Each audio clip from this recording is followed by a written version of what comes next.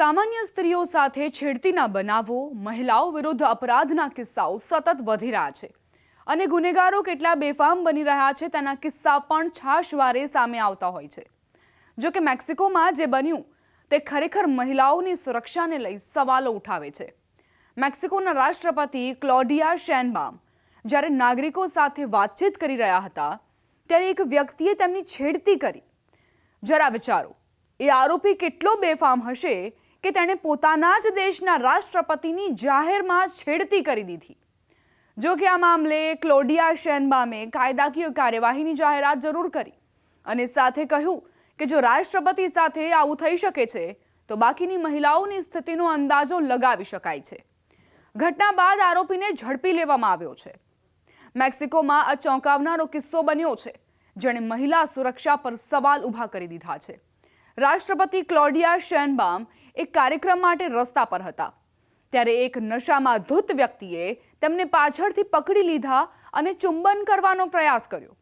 આ ઘટના મંગળવારે મેક્સિકો સિટીમાં બની જ્યારે શેનબામ સામાન્ય નાગરિકોને મળવા બહાર નીકળ્યા હતા।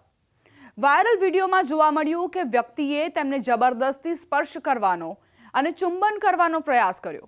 શેનબામે તુરંત જ તેનો હાથ ખસેડ્યો અને હસતા હસતા બોલ્યા, ચિંતા ન કરો।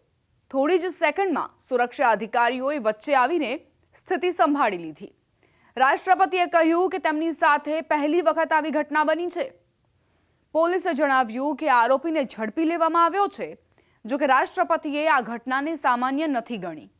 બુધવારે પત્રકાર પરિષદમાં તેમણે કહ્યું કે તે આ વ્યક્તિ વિરુદ્ધ કાયદાકીય કાર્યવાહી કરશે। શેનબામે કહ્યું, આ માત્ર મારી સાથે જ નથી થયું, આ દરેક મહિલા સાથે થાય છે જે આપણા દેશમાં રોજ આવી ઘટનાઓનો સામનો કરે છે। જો રાષ્ટ્રપતિ સાથે આવું થઈ શકે તો બાકીની મહિલાઓની સુરક્ષા ક્યાં છે? ક્લોડિયા શેનબામે તેને બધી મહિલાઓ પર હુમલો ગણાવ્યો। તેમણે કહ્યું કે આ કેસ એટલે જ નોંધાવી રહી છું કે દેશની દરેક મહિલાઓને સંદેશ મળે કે કોઈ પુરુષને કોઈ મહિલાને તેની મરજી વિના સ્પર્શ કરવાનો કે પકડવાનો કોઈ અધિકાર નથી। પોલીસે જણાવ્યું કે આરોપી અગાઉ પણ 2 મહિલાઓ સાથે છેડતી કરી ચૂક્યો છે અને હાલ સેક્સ ક્રાઇમ યુનિટની કસ્ટડીમાં છે। આ ઘટના એવા સમય બની છે જ્યારે દેશમાં નેતાઓની સુરક્ષા પર પહેલેથી જ સવાલો ઊભા થઈ રહ્યા છે।